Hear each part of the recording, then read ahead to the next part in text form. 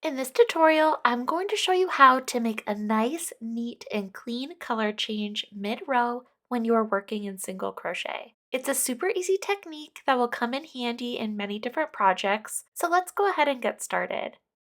Let's say a pattern wants you to change color in a certain stitch. I'm going to go ahead and mark that hypothetical stitch with a stitch marker.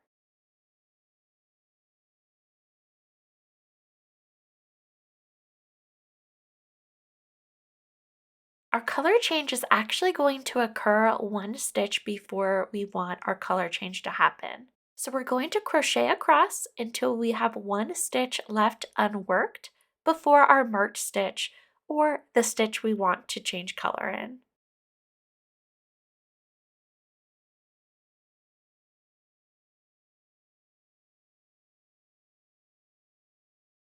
So we have one stitch that's remaining unworked before our marked stitch.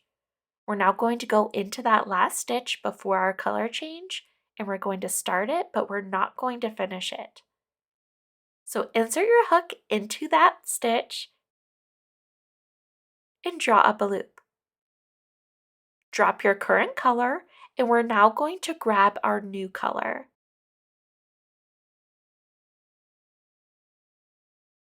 Make a loop with the new color around your finger and complete your single crochet with the new color.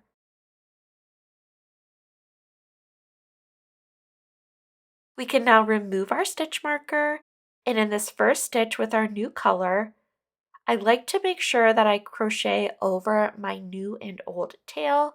So when you make that stitch, make sure you're going under those tails, and then crochet your stitch as normal.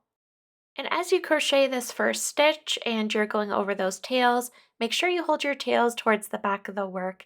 I do kind of have them towards the front, but see, I am putting them to the back of the work.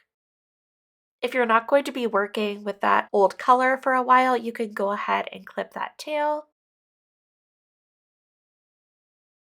And we're now ready to work in our new color. So holding your tails out of the way, you don't want to crochet over them now. You can go ahead and crochet across.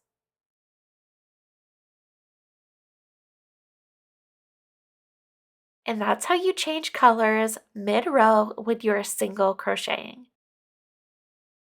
As you can see, we have a really nice, neat, and clean color change. You can pull on your two tails where you changed color to adjust the tension of that color change stitch to make sure that it blends with the other ones. And as you can see, we have a nice, clean color change. I really hope you found this tutorial helpful. If you did, please let me know by giving the video a thumbs up. And if you haven't already and would like to, make sure you subscribe so you never miss a new video. Thank you so much for watching. Bye!